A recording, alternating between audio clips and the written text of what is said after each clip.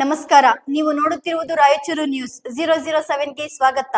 ಮಳೆಗಾಗಿ ಭಕ್ತರಿಂದ ಶ್ರೀ ಈಶ್ವರ ದೇವಸ್ಥಾನದಲ್ಲಿ ಹಗಲು ರಾತ್ರಿ ನಿರಂತರ ಭಜನೆ. ಶಿವ ಶಿವ ಎಂದರೆ ಭಯವಿಲ್ಲ. ಮುಂಗಾರು ಮಳೆ ಕೈಕೊಟ್ಟಿರುವ ಹಿನ್ನೆಲೆಯಲ್ಲಿ ಮಳೆಗಾಗಿ ಭಕ್ತರು ಸೇರಿ ದೇವರಲ್ಲಿ ಪ್ರಾರ್ಥಿಸಲು 7 ದಿನಗಳ ಕಾಲ ಹಗಲು ರಾತ್ರಿ ನಿರಂತರ ಸಪ್ತ ಭಜನೆ ಕಾರ್ಯಕ್ರಮವನ್ನು ಹಮ್ಮಿಕೊಳ್ಳಲಾಗಿದೆ. ಪಟ್ಟಣದ ಶ್ರೀ ಈಶ್ವರ ದೇವಸ್ಥಾನ ಹರಿಹರ ದೇವಸ್ಥಾನದಲ್ಲಿ ಹಮ್ಮಿಕೊಂಡಿರುವ ಸಪ್ತ ಭಜನೆಗೆ ಭಾನುವಾರ ಬೆಳಗ್ಗೆ ನೀಲಗಲ್ ಬೃಹನ್ಮಠದ ಹಿರಿಯ ಶ್ರೀಗಳಾದ ಡಾಕ್ಟರ್ ಪಂಚಾಕ್ಷರ ಮಹಾಸ್ವಾಮಿಗಳು ಮತ್ತು ನವಲ್ಕಲ್ ಬೃಹನ್ಮಠದ ಶ್ರೀಗಳಾದ ಸೋಮನಾಥ ಶಿವಾಚಾರ್ಯ ಮಹಾಸ್ವಾಮಿಗಳು ಚಾಲನೆ ನೀಡಿ ಮಾತನಾಡಿ, ಮಳೆ ಕೊರತೆಯಿಂದಾಗಿ ರೈತರು ಸಂಕಷ್ಟದಲ್ಲಿದ್ದು ಮಳೆಗಾಗಿ ದೇವರಲ್ಲಿ ಮೊರೆ ಇಡುತ್ತಿದ್ದಾರೆ. ನೂರಾರು ಭಕ್ತರು ಧಾರ್ಮಿಕ ವಿಧಿವಿಧಾನಗಳೊಂದಿಗೆ ಪೂಜೆ ಮತ್ತು ಭಜನೆ ಕೈಗೊಂಡು ನಿರಂತರವಾಗಿ ಶಿವನಾಮ ಸ್ಮರಣೆಗೈಯುತ್ತಿದ್ದಾರೆ. ಜುಲೈ 19ರಿಂದ ಸತತ 7 ದಿನಗಳ ಕಾಲ ಸಪ್ತ ಭಜನೆ ಮಾಡಲು ಸಂಕಲ್ಪ ಮಾಡಲಾಗಿದೆ.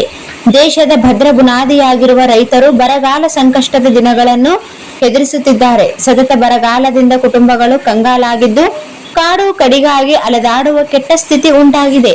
ಇದನ್ನು ಹೋಗಲಾಡಿಸಲು ವರುಣನ ಆಗಮನಕ್ಕಾಗಿ ಮಡಿ ನಿಷ್ಠೆಯಿಂದ ತಂಡಗಳಾಗಿ 7 ದಿನಗಳ ಕಾಲ ಸಪ್ತಭಜನೆ ಮಾಡುವ ಮೂಲಕ ಪ್ರಾರ್ಥಿಸುತ್ತಿದ್ದಾರೆ ಎಂದರು.